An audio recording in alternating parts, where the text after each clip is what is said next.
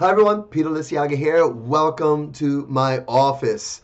This is where I do all my study, all my video productions, audio productions, my podcasts. This is where it all happens. This is where I go at 4 o'clock in the morning when I get up. I come here and I start my study and then I start my day here. Conference calls happens here and my videos I do here. You can see my green screen, my black screen, everything's here. If I were to take my camera and pan around, you would see all my books, my papers. It's a mess in here, but this is my workspace where I do everything there. But I wanted to invite you to my office and again, welcome to my office.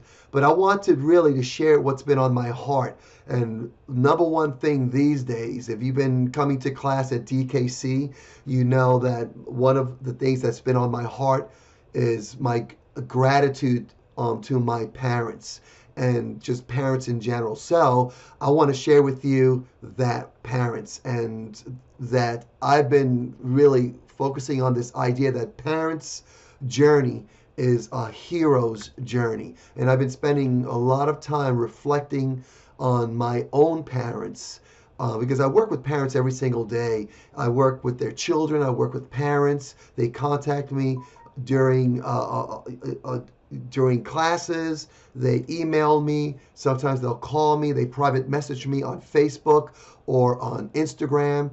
They text me because many parents have my cell phone number and they connect with me. And so I'm connecting with parents all the time.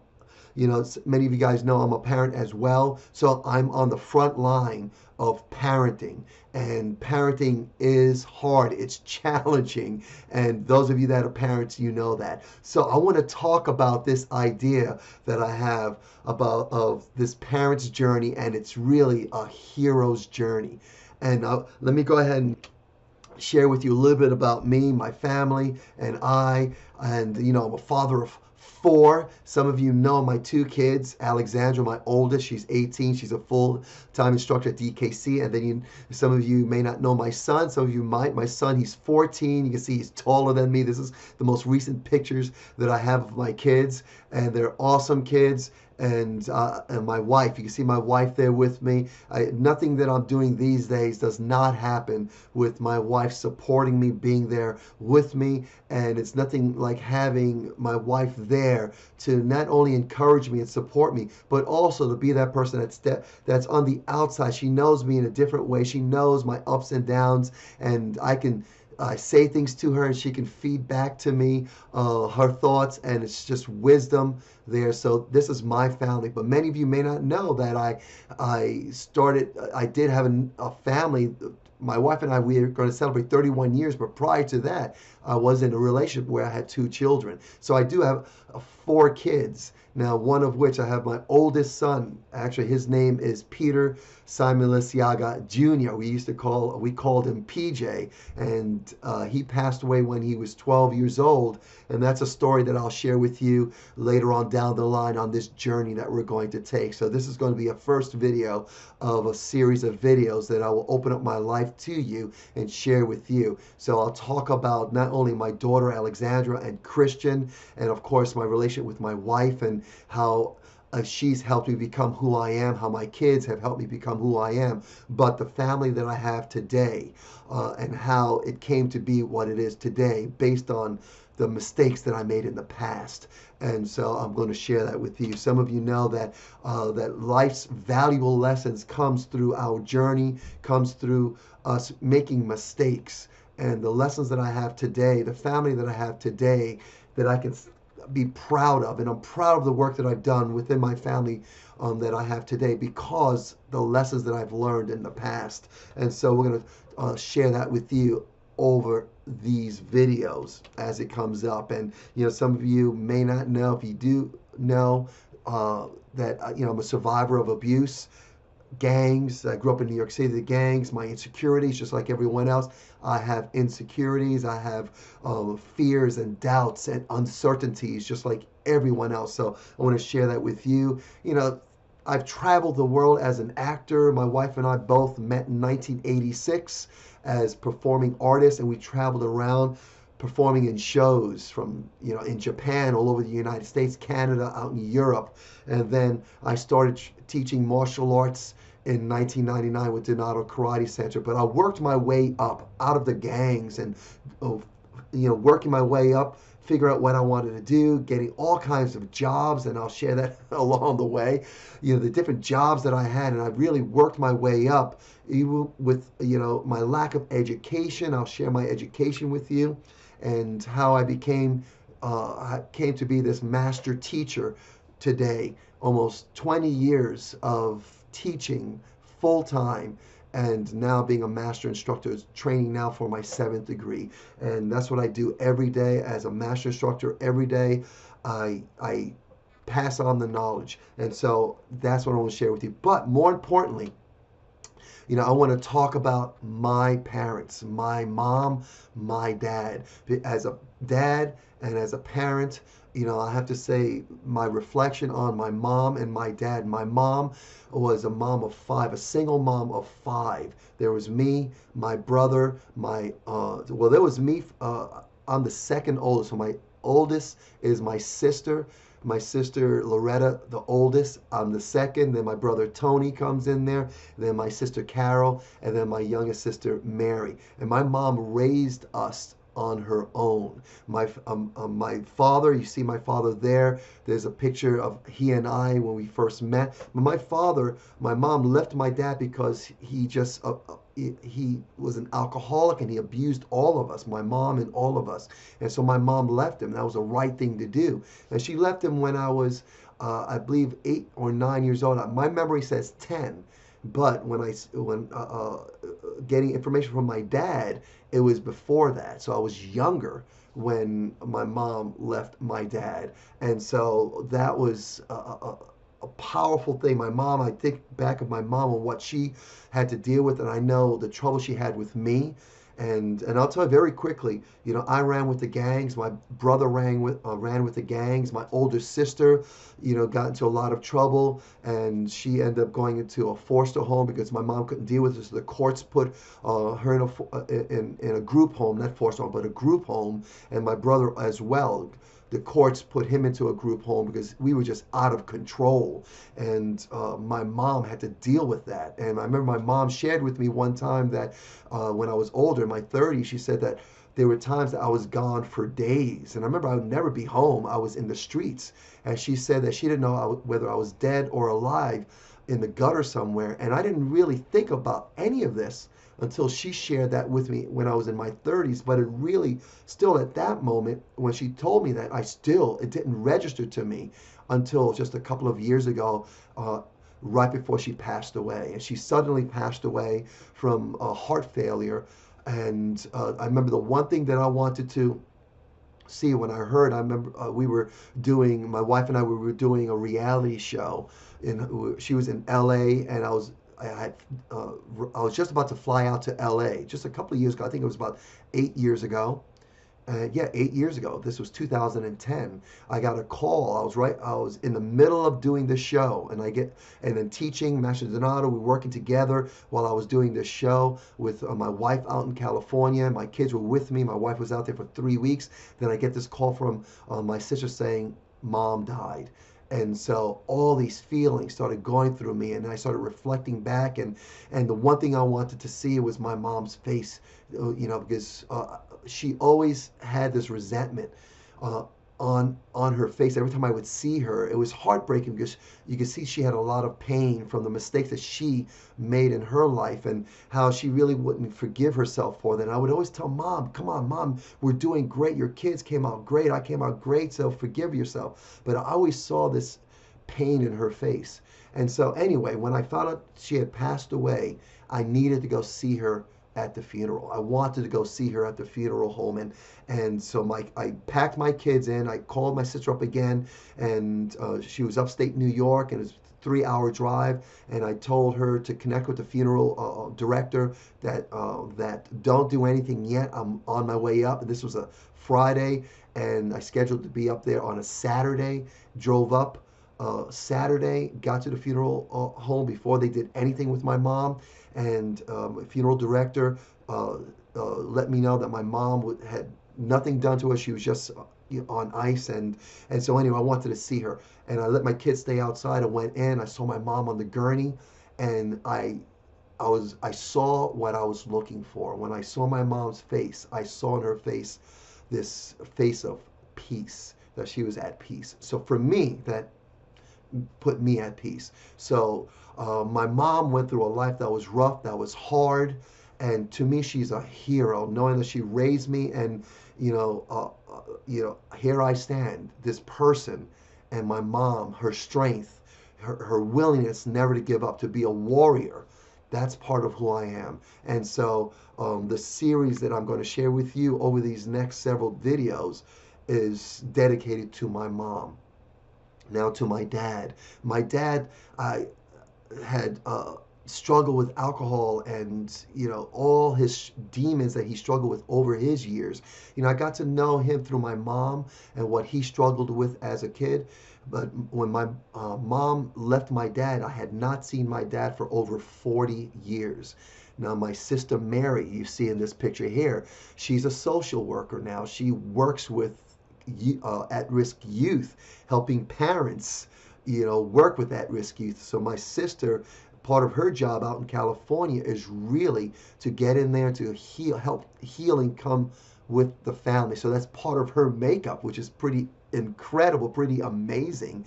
So she found out where our dad was. Our dad lived in California. So my sister found him, connected with him, built a relationship with him, and she's a lot younger, so she did not live through the abuse that I did, or my older sister, my brother did, but she had just stories.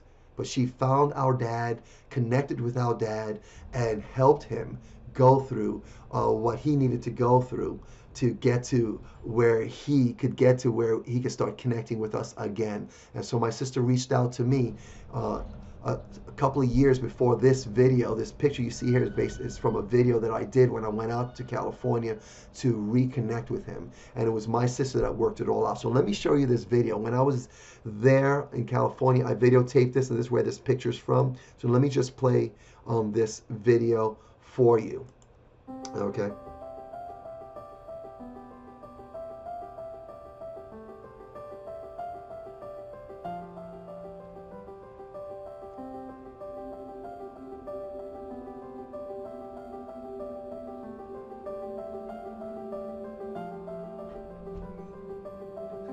Hey guys, here I am with my dad after over 40 years. Right? Last time we saw each other is when you said 9, and you said you gave me $20. I gave you $20. I don't remember that. No. So I asked if you wanted the $20 back. Of course, you lost interest. But anyway, guys, I just want to thank everyone for praying for us, and for just encouraging us, and Mary over here helped facilitate everything. Just keep contact with me, but everyone just keep following us. I'll keep sharing with you guys, how we're moving forward on this, and just live for today, right? Right. And thank you, God, for bringing my son. There you go. And let me see him again. I'm recording. All right, great. So you see the video? I just actually had my son just peek his head in and let him know I was recording. But so that video was done then. You can see this. He was in the hospital, and short time after this, he passed away. This was the first time I saw him since I was a kid, and the last time I saw him alive. So this was a powerful moment. Now, the respect that I have for him, that he went through his journey. Now, as a dad, and as a parent, I know the challenges that come with being a parent, and my appreciation for both my parents, that they did the best that they can, what they could do with what they had, and my respect for them is just so high. And so this video series is just in homage and in honor to both of them, and my dad, to have the courage just to find us. We came together. He apologized, and the one thing and it was amazing because I hadn't seen him in so many years, and so when he apologized, but then he told me how proud he was of me, and I was amazed how powerful that was for me still to hear my dad tell me, I'm proud of you. After, I spent so many years really hating him and hating, having this hate toward him because he wasn't there. And then meeting him again to hear him apologize, and then the power of him saying to me, from my dad to his son, I'm proud of you. So this was powerful. And so I wanted to share that with you because as a parent, as a teacher, I'm teaching children, and there's a reason why I do that. And I think it's important that my community, that you guys know why I do what I do, why I teach, and why it's so important to me. If you see me teach 3, 4, 5-year-olds all the way up through teens, and when I teach an adult class, and many of you say, "Gosh, you have so much passion." Now, my passion comes because I want to make the choice to be a role model. If I'm as a dad, I want to be the best dad that I can be, and my legacy will be that. Now, my dad's legacy in my mind is this dad that did not be the dad that I wanted to be. He was a dad that I wanted not to be. That's his legacy in my mind. But my last memory of him is of him doing the right thing before he passed away. But my legacy, as best as possible, I want it to be someone that's there for my kids, someone that's there not only physically, but emotionally, spiritually, psychologically, passing on knowledge to my children. And so I also want to be a role model to those in my community. And that's why I teach. That's why I have such passion when I teach, because I know there are children out there that need role models, positive male role models. There are men out there that need just inspiration, encouragement, and motivation. And there are moms out there that need that as well. We all need that. We all need to work together. So me doing this video series is part of supporting you guys, encouraging you, and inspiring you and motivating you. And at the same time, I'm sharing this with you to let you know that I'm just like you. I'm a human being, and I'm a dad, I'm a parent, and I'm living a life, and I'm on this journey, and what I call the hero's journey. Moms, dads, we are on this journey, and the parent's journey is a hero's journey.